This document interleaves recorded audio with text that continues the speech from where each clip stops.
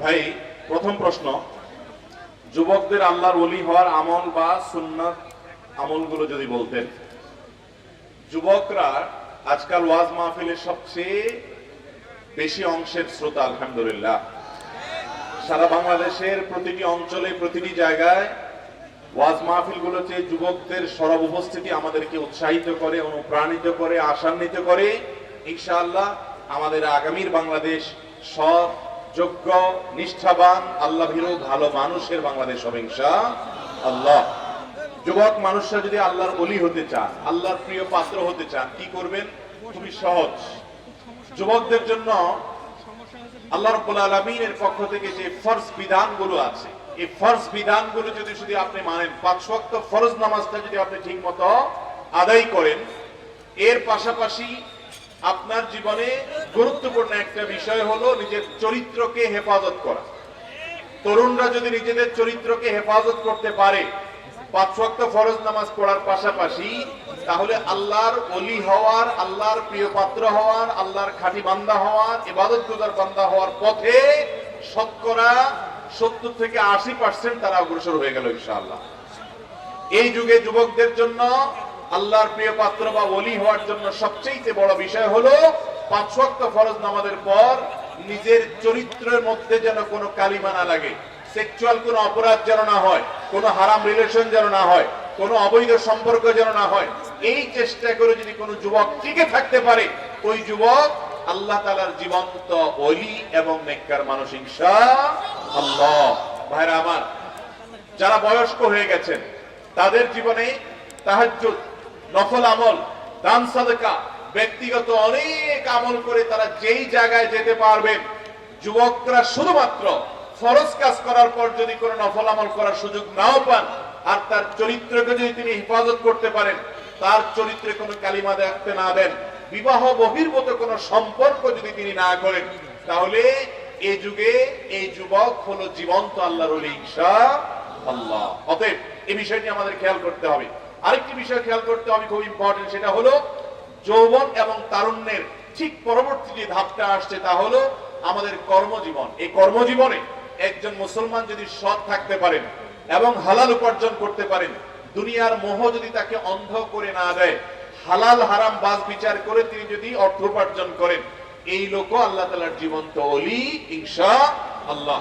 তাহলে 5 ওয়াক্ত ফরজ নামাজ পড়া, হারাম বিষয়গুলো থেকে বিশেষভাবে বেঁচে থাকা, অবৈধ রিলেশন, বিবাহ বহির্ভূত সম্পর্ক থেকে নিজেকে পরিচ্ছন্ন রাখা, নজরের হেফাজত করা, সেই সাথে হালাল উপার্জন থাকা, এটা হলো এই সমাজে, আজকের পৃথিবীতে আল্লাহর নেককার বান্দা হওয়ার, আল্লাহর প্রিয় বান্দা হওয়ার এবং আল্লাহর ওলি হওয়ার জন্য সবচেয়ে বড় মাধ্যম। অতএব এই কয়েকটা কাজ করলে ইনশাআল্লাহ বিদিনা চলবে।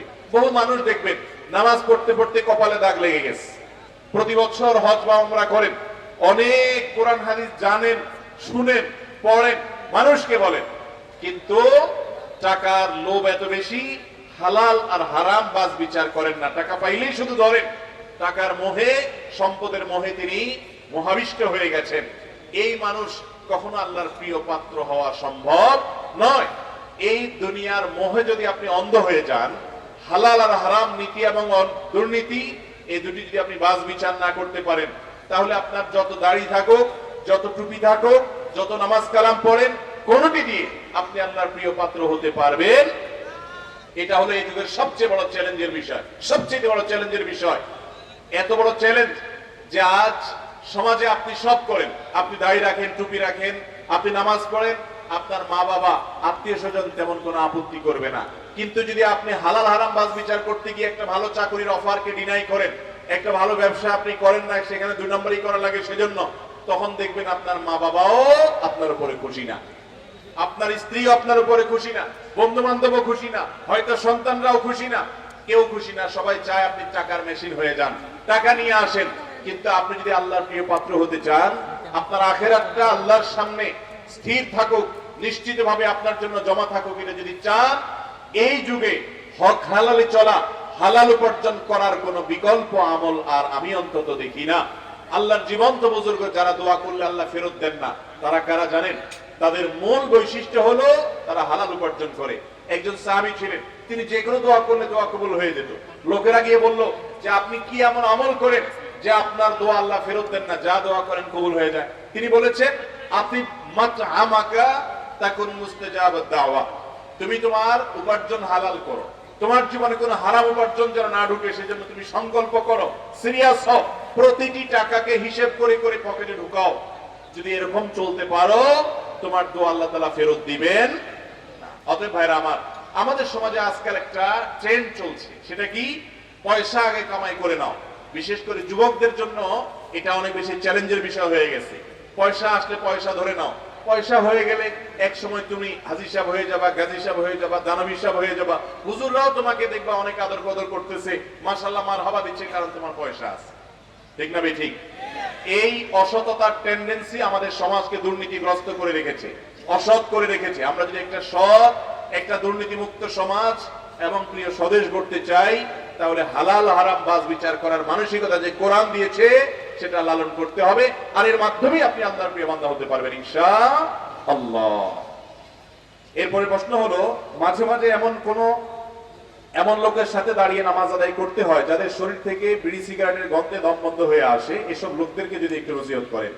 দেখুন, অনেক লোক এরকম আছেন যে তারা ধূমপান করে থাকেন। যারা ধূমপান করেন তাদের প্রতি শ্রদ্ধা সম্মান রেখেই বলছি, আল্লাহর এই জমিনে যে কয়েকটা বস্তুর দুর্গন্ধটা ভয়ঙ্কর, উৎকট, রীতিমতো নাড়ি বুড়ি বের হয়ে আসার মতো অবস্থা, কোন কোন ক্ষেত্রে অনেক ময়লা আবর্জনার চাইতেও মারাত্মক দুর্গন্ধযুক্ত, সেরকম একটি বিষয় হলো এই ধূমপান, যেটা আমাদের স্বাস্থ্যকে ধ্বংস করে, যেটা আমাদের পরিবেশকে ধ্বংস করে, যেটা আমাদের অর্থকে অপচয় করে, যেটা আমাদেরকে ধ্বংসের দিকে নিয়ে যায়, যেটা আমাদের আমলকে বরবাদ করে দেয়। একজন ইমানদার তিনি কখনো ধূমপান করবেন না, এটা তার জন্য জায়েজ নাই। তারপর যদি কোনো মানুষ ধূমপানে অভ্যস্ত থাকেন, তিনি কি নামাজ পড়বেন না? অবশ্যই তাকে নামাজ পড়তে হবে, কিন্তু ধূমপান করার পর মসজিদে যাওয়ার আগে তিনি তার দায়িত্ব হবে মুখটাকে ভালো করে পরিষ্কার করা, মেসওয়াক করা, ব্রাশ করা, বিভিন্ন ভাবে কুলি করে মুখের দুর্গন্ধ দূর করা।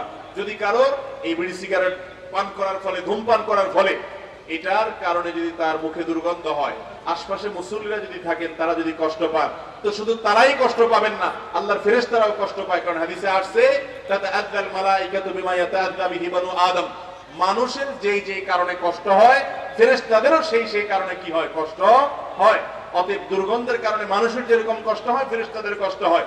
যে ব্যক্তি দুর্গন্ধ নিয়ে মসজিদে যায় তার জন্য ফেরেশতারা দোয়া করে যে তুমি দুর্গন্ধযুক্ত জিনিস নিয়ে মসজিদে এসেছো, মুখের দুর্গন্ধ, গায়ের দুর্গন্ধ, এটার কারণে আমাদের কষ্ট হচ্ছে, তার জন্য বদদোয়া করে, অভিশাপ করে স্বয়ং ফেরেশতারা আল্লাহ। এই জন্য নবী করিম সাল্লাল্লাহু আলাইহি সাল্লাম কাঁচা পেঁয়াজ খেয়ে মসজিদে যেতে নিষেধ করেছেন, কারণ পেঁয়াজের একটা দুর্গন্ধ মুখে চলে আসে। যদি রান্না করা পেঁয়াজ খায় ভিন্ন কথা, আর যদি কাঁচা পেঁয়াজ খাওয়ার পর মুখ পরিষ্কার করে দুর্গন্ধ দূর করে তারপরে যায়, সেটাও জায়েজ আছে, কিন্তু দুর্গন্ধ নিয়ে মসজিদে যাওয়ার ব্যাপারে নবী করিম সাল্লাল্লাহু আলাইহি ওয়াসাল্লাম নিষেধ করেছেন। আমাদের দেশে আরেকটা সমস্যা দেখা যায়, তা হলো বেশিরভাগ মসজিদগুলোতে এখনো হয়তো শীতাতপ নিয়ন্ত্রিত না, অতটা মানুষ সবাই যে একেবারে শীতাতপ নিয়ন্ত্রিত পরিবেশে কাজ করে থাকতে পারে এমন না। এর ফলে হয় কি, অনেকের গায়ে দুর্গন্ধ হয়, ঘামের গন্ধ। এই ঘামের গন্ধ নিয়ে অনেকে মসজিদে চলে যান। আপনি যদি মসজিদে ঘামের গন্ধ নিয়ে যান, তাহলে সেক্ষেত্রে আপনার দুর্গন্ধের কারণে যদি মানুষ কষ্ট পায়, আপনার গুনাহ হবে।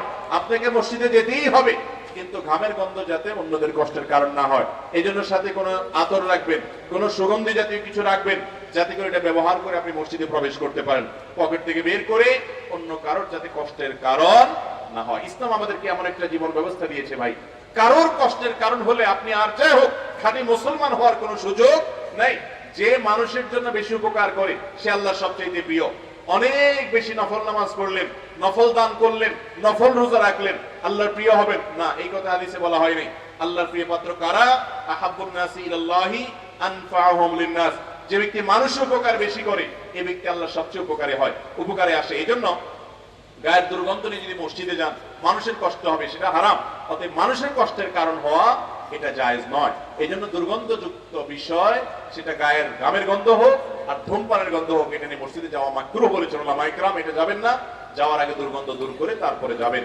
যদি কোনো কারণে কার দুর্গন্ধ দূর করার ব্যবস্থা না থাকে, তিনি একটু নিজের মতো সেফে থাকবেন যাতে কারো কষ্ট না হয়, কিন্তু জামাতের সাথে নামাজ এই অজুহাতে অন্তত ত্যাগ করা যাবে না।